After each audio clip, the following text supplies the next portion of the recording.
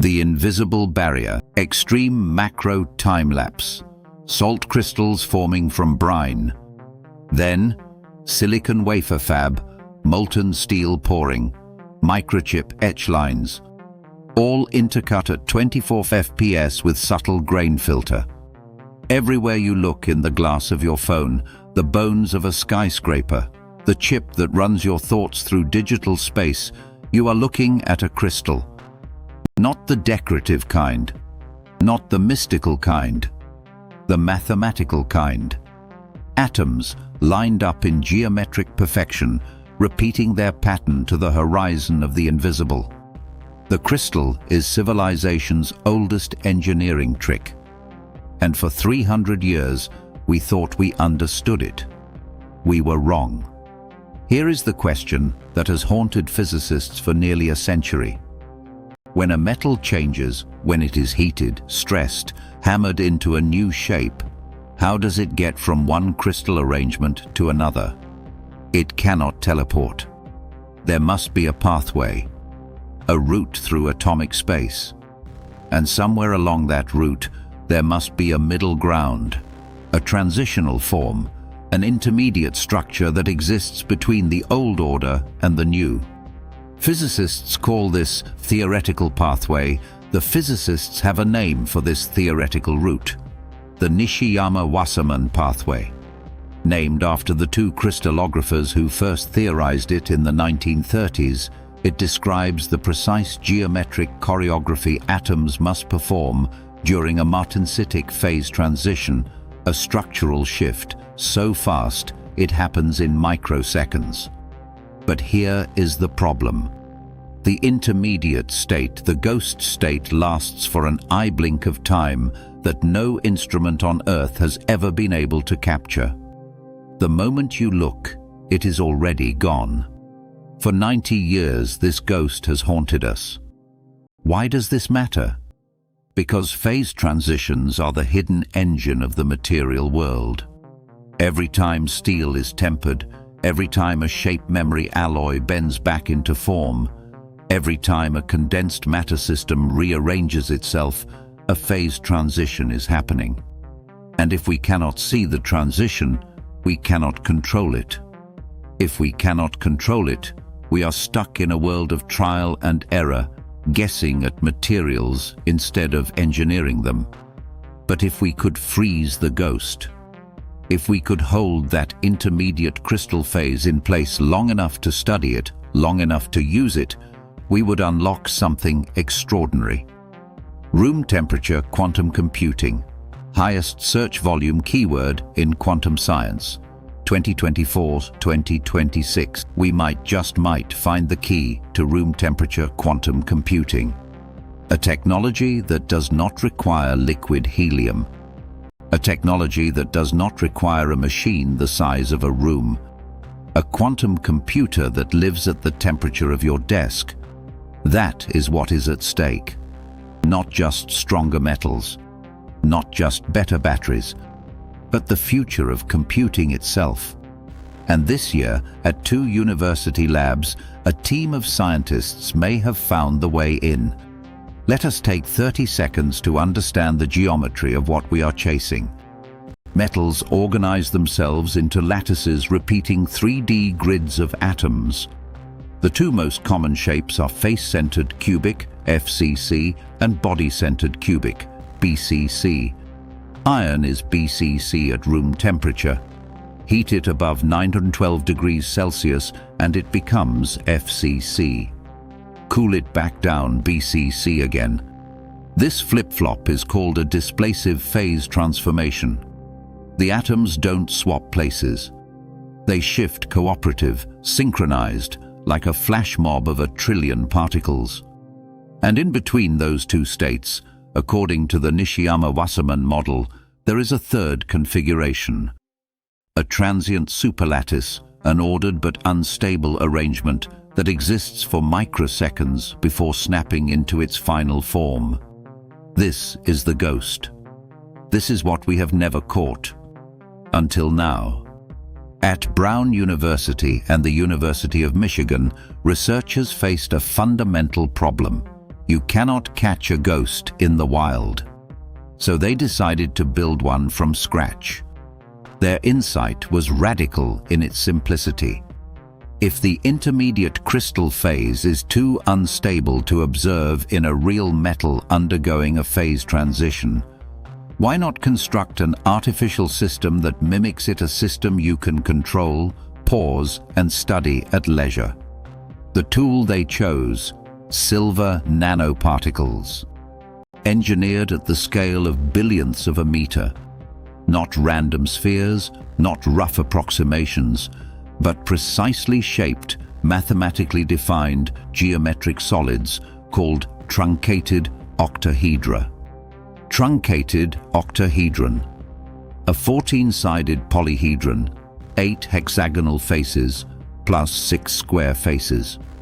The most space-efficient shape for packing in 3D. Also known as a mecon in nanoparticle engineering. Why that shape?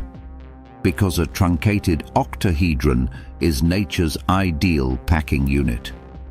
Tile them together and they fill 3-dimensional space with 0 gaps, like a nanoscale Lego system perfectly designed to self-assemble. The team, led by researchers in the fields of colloidal self-assembly and nanophotonics, had their building block. Now they needed the glue. The nanoparticles alone were not enough. A perfectly shaped brick means nothing if it cannot bond to its neighbors.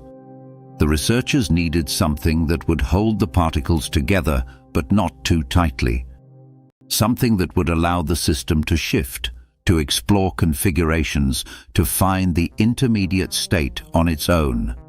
Their solution: coat every particle in molecular chains, short strands of DNA-like polymer ligands that bristle from the surface like microscopic hairs. These ligands are the secret ingredient.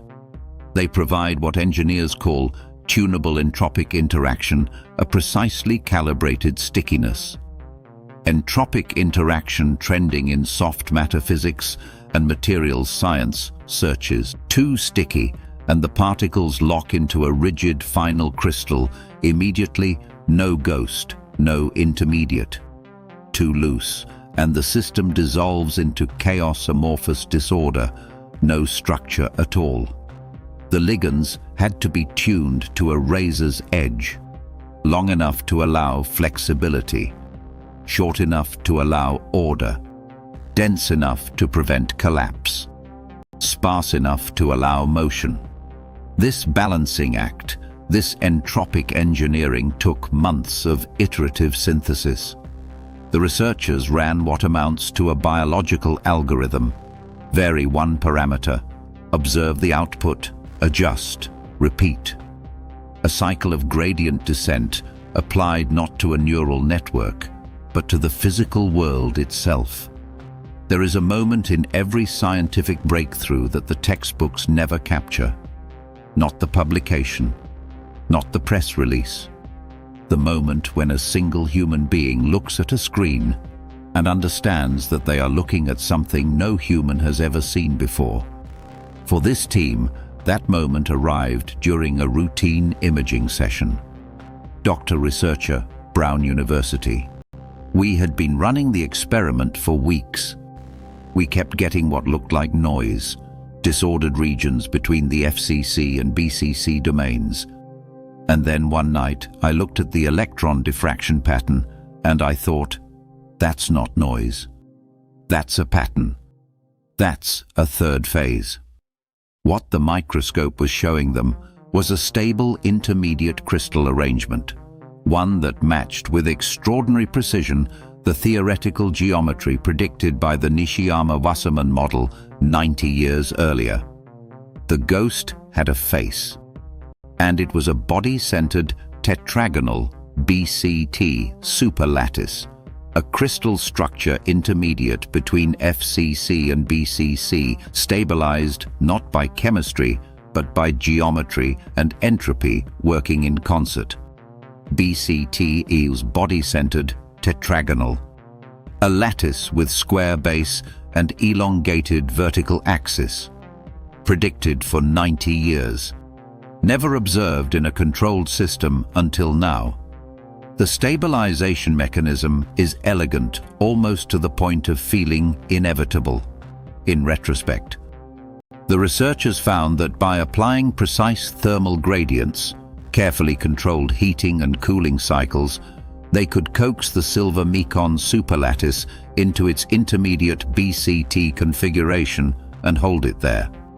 The ligand hairs acted as a kind of molecular shock absorber, flexible enough to allow the geometric rearrangement, rigid enough to prevent it from going all the way to the final state. This is what materials scientists call kinetic trapping, slowing the system's transition rate until the intermediate state becomes a stable local minimum in the free energy landscape. In plain terms, they found a valley between two mountains and they built a house in it. Dr. Researcher, University of Michigan. What we're really doing is rewriting the free energy landscape. We're not fighting thermodynamics, we're negotiating with it. We're adding terms to the equation that nature didn't put there. And when you do that carefully enough, you can stabilize things that have no right to exist. The ghost was no longer a ghost. It had become a building material. But here is where the story takes a turn that even the researchers did not fully anticipate. The intermediate crystal phase was not just a curiosity. It was not just a missing theoretical link snapped into place. When the team shone light on the stabilized BCT silver superlattice, something extraordinary happened inside it. The electrons in the silver lattice, normally chaotic, independent, scattered, began to move in synchrony. They locked into a collective quantum state. The light and the matter stopped being separate things and became one entangled system. This phenomenon has a name: deep strong light-matter coupling. Deep strong coupling, a regime of quantum optics where the light-matter interaction energy exceeds the bare photon frequency, considered a frontier of quantum physics. In this regime, a material doesn't just respond to light, it becomes fundamentally altered by it. The distinction between photons and electrons blurs. You are no longer dealing with classical optics. You are dealing with polaritons, hybrid quantum particles that are simultaneously light and matter. Dr. Researcher, Quantum Optics Division. What deep strong coupling means in practice is that the vacuum itself, the quantum vacuum, empty space, begins to participate in the chemistry of the material. The system is so strongly coupled that even the zero-point fluctuations of the electromagnetic field are enough to alter the electronic structure. It's profound. Here is the part that makes physicists lose sleep in the best possible way. Deep, strong light-matter coupling has been achieved before, but always at cryogenic temperatures, within a few degrees of absolute zero, requiring machinery that costs millions of dollars and consumes enormous energy. The silver BCT superlattice achieves this state at room temperature. No liquid helium, no dilution refrigerator, no industrial cooling system. The quantum behavior that physicists have been chasing with billion-dollar machines emerges from a centimeter of engineered silver nanoparticles sitting on a bench in a university lab. Why does this happen? Because the intermediate crystal phase, the ghost state, creates a unique geometric arrangement of silver atoms that generates extraordinarily strong plasmonic resonances. Silver is already famous in plasmonics, the study of how light couples to electron oscillations in metals. But in the BCT superlattice, the precise geometry of the mecon arrangement creates a kind of plasmonic feedback loop. Each particle amplifies the electromagnetic field experienced by its neighbors. the whole system resonates as one. Plasmonics, the interaction of light with free electrons in metallic nanostructures. Silver and gold are the gold standard, pun intended, for plasmonic applications. Dr. Researcher, Nanophotonics Lab. You have to understand, we didn't design for this. We were trying to stabilize a crystal phase. The quantum optical behavior was a gift. When we ran the optical characterization and saw the coupling strength, we actually thought there was an error in the measurement. We ran it 4 times. The applications that fall from this discovery cascade outward like a phase transition themselves, rapidly, irreversibly, into a new state. Quantum computing. Today's quantum computers require near absolute zero temperatures because quantum coherence, the fragile synchronized state that makes quantum computation possible, dissolves at room temperature. If materials that sustain coherent quantum states at ambient conditions can be engineered, the barrier to practical quantum computing collapses. We move from room-sized machines for nation-states to devices for anyone. Quantum sensing. Strongly coupled light-matter systems are exquisitely sensitive to their environment. A plasmonic quantum sensor built from this material could detect single molecules, map neural activity at the individual synapse level, or identify the chemical signature of a disease in a single drop of blood. Photonic computing. If electrons and photons are coupled this strongly, information can be processed using light instead of electricity. Optical neural networks, AI hardware that runs at the speed of light, consuming a fraction of the energy of silicon chips, become physically realizable. Metamaterials, ANAMP, adaptive structures. The self-assembly algorithm embedded in the mecon ligand system, the way geometric shape plus entropy produces spontaneous order, is a blueprint. Apply this logic to other materials: titanium, platinum, exotic alloys. Engineer phase transitions on demand. Build materials that change their properties in response to temperature, light, or stress. The mecon self-assembly is essentially a physical implementation of a constraint satisfaction algorithm. Geometry and entropy as the search function, minimum free energy as the optimization target. We began this hour with a ghost story. The story of a transitional state, a configuration of matter that theory demanded must exist, but that nature refused to show us. For 90 years it hid. And then a team of scientists did something philosophically radical.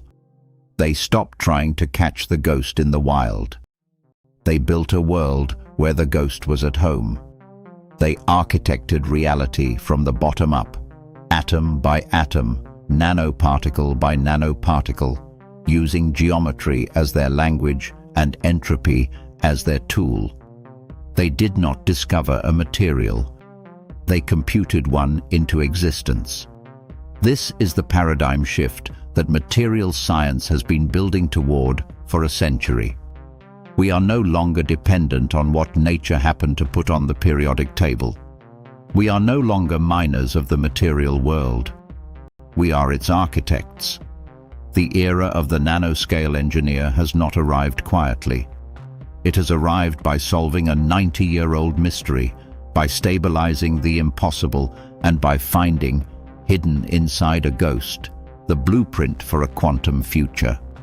The architecture of ghosts was always there, waiting. We just had to learn to build.